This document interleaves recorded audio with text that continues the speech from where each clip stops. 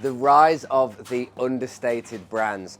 Now, this one has been one of those questions where when I wrote it down, it was so nice to know that this is super relevant now that there's such a huge rise in new brands that are either coming about in the second-hand economy and on the market, or are finding new values. Brands that used to not be worth as much are now being worth more in the second-hand state of play.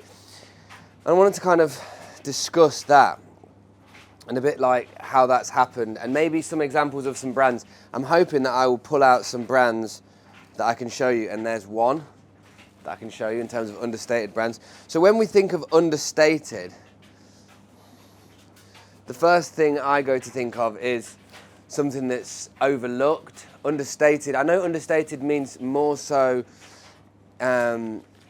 like a design that doesn't get enough appreciation. You know, like how the quarter zips is not an understated design because everybody loves it. People got to the point where they weren't even bothered what brands it was. They were just happy to have that style. So when I think about understated brands, I'm talking about understated in the sense where people wouldn't have thought that there was a value to be had from the second-hand side of things with it. So I'll just go straight into it with some example brands, and they might be brands that you go, I would never wear that.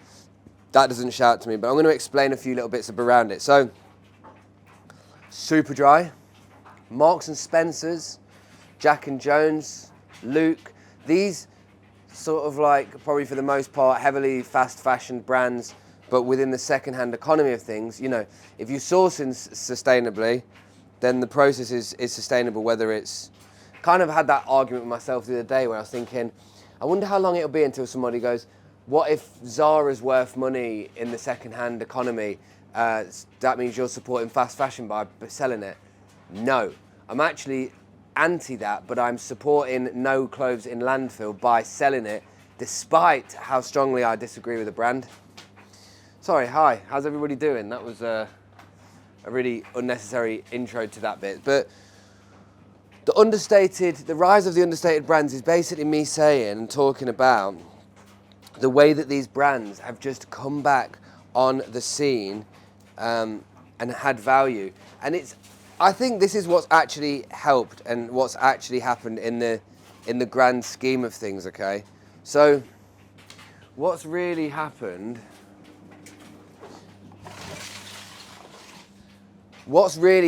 here is that over the course of the last 8 to 9 years, there's been this massive re-archiving economy, which basically means, take Helly Hansen for example.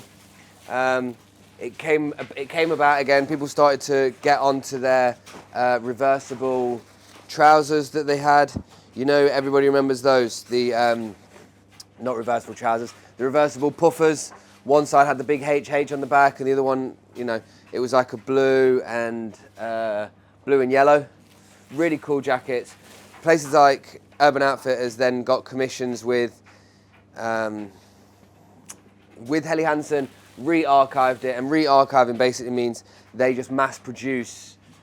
They basically take away all the thing that people loved about the original idea, is that you couldn't see that many of them and they were really cool. But my point is that a lot of these brands started to re-archive. So what that meant is that there was this understood acknowledgement that if a brand gets some success within a community and online, then there's a chance that it will come back out again. And it's funny that I've just brought this up because this, Tommy Jeans, is a perfect example of that. That got ran through the mass-produced mill of places like Urban Outfitters, TK Maxx, all these sorts of places. So much so that, if you ask me, it's definitely changed its value, the brand. But what the underlying thing about what this does is it basically means, and it shows us that if a brand like Tommy Hilfiger can come back with Tommy Jeans, if a brand like Skechers can come back, K-Swiss comes back, then, you know, it basically means there's no rules with what can come back. But it also means that the market is susceptible to change based on how you change with the market. If if you always play it safe and never try a different brand, never go out of your, your 5 comforts of brands, and I know that some of it might be contradictory if I've done another video telling you how to not water down a brand, but if you want to trial and error with different brands, different qualities of things, the time is definitely now. The reason why understated brands to me are still so important is because they're cheaper. Spencer, you talk a lot about affordability and prices, and yeah, that is because we're dealing with a second-hand economy in a market that I'm talking about. So I think that price is one of the most important and priority points to it, and with that, the sort of second-hand economy of things, the rise of these understated brands means, and what I'm trying to get to is, there's no brands that you shouldn't be trying to do that to, aside from ones that are already impossibly cheap. Take Superdry, for example, okay? I've used this as a recent example, but it's just because I'm noticing it a lot more recently, and with the live streams I do, I have success selling it based on where the market actually is. So Superdry, right? Everybody knows them because they've been running out clothes for so long. Everybody's probably assumed it's one of those brands that, yeah, your dad will buy a coat from there, your mum might buy you a couple t-shirts for Christmas, but you probably don't wear them. You just maybe wear them when you're hungover or doing something like that. It's not clothes that you race to put on. But what changed with Superdry is that I think the owners of it sold it.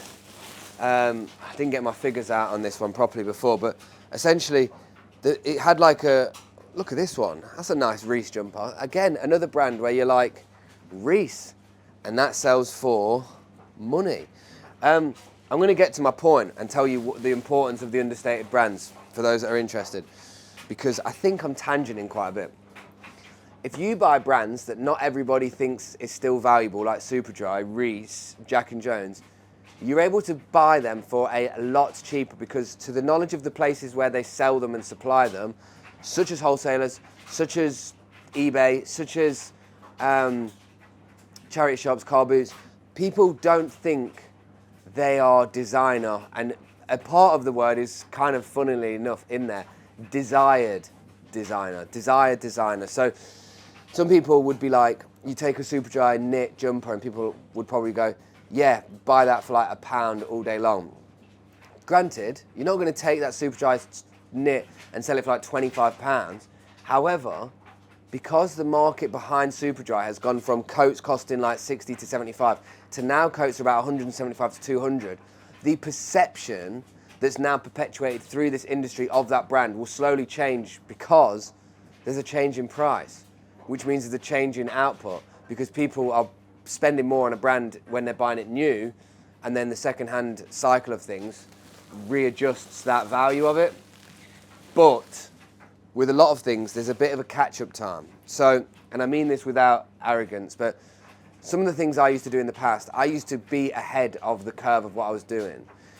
And I put that down to not just right place, right time, right brand idea in the right placement of time. I had a good idea in the time when nobody else, to my knowledge, in the area that I was and the locations that I were, they weren't doing similar things.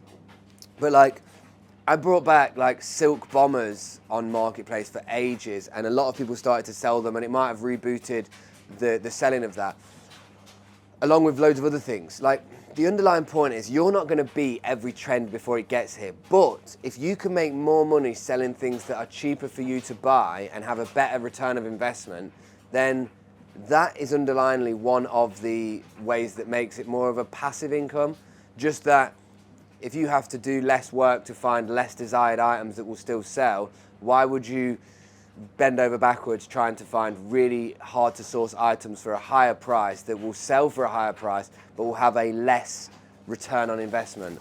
As a percentage, less return on investment.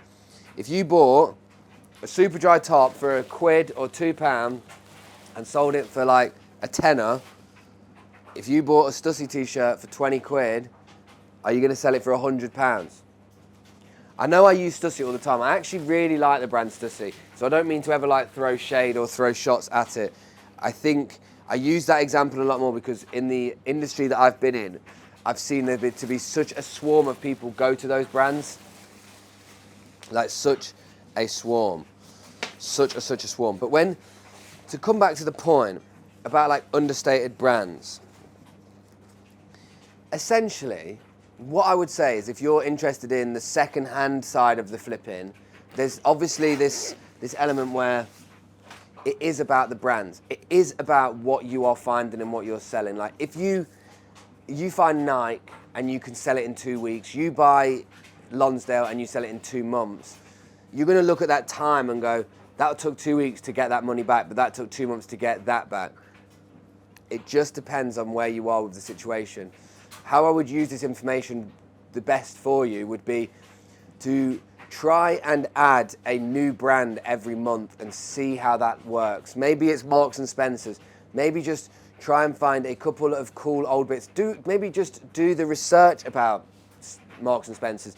Learn about when it was St. Michael's. Learn about how the garment tags changed over time. Learn about when they changed from using certain things like merino wool to other synthetic fibers. Like certain parts of information will have so many different points of return.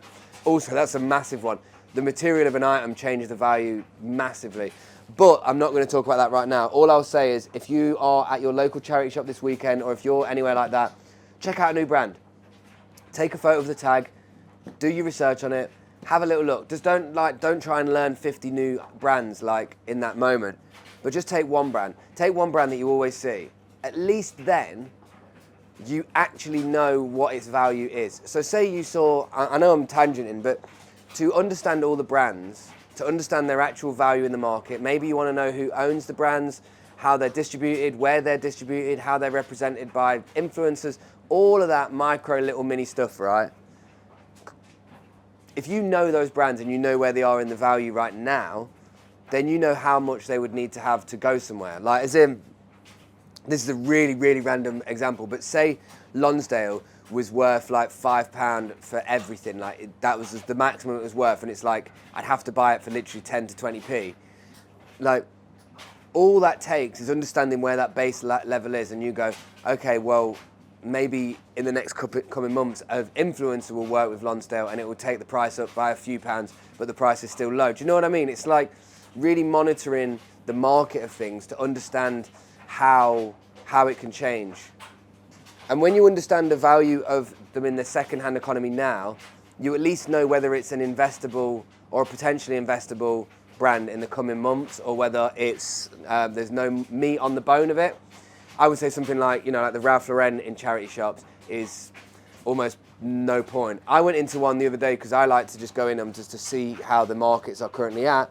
Otherwise, I can't talk about it as fluently because I'm not actually living it. I actually am living it, so it makes a difference. But like Ralph Lauren, like £25, £30 for a shirt. I'm not trying to hate on charity shops at all, but the way that they have like hiked up their price based on what has been learnt about these brands, they have like their prices have rose higher than the actual value of what it's worth at the second-hand market is worth. But I'm not going to get onto this about charity shops because I'm going to save them for one video and I'm going to come back to another one. Appreciate you as always, guys. Don't forget to drop some comments if you've got anything you want me to cover, because I am more than happy to take the lead on some stuff. This is currently my bag of all my ideas, and I literally have them at the bottom and I just pick one out. So yeah, I want to have this bag overflowing. Drop a comment with like something you want me to cover. Can be about anything. Can be specific about a brand, can be anything. It doesn't even have to be about the clothing. It can be literally about anything. So yeah, I'm going to go and stop playing with scissors and doing random stuff. Peace.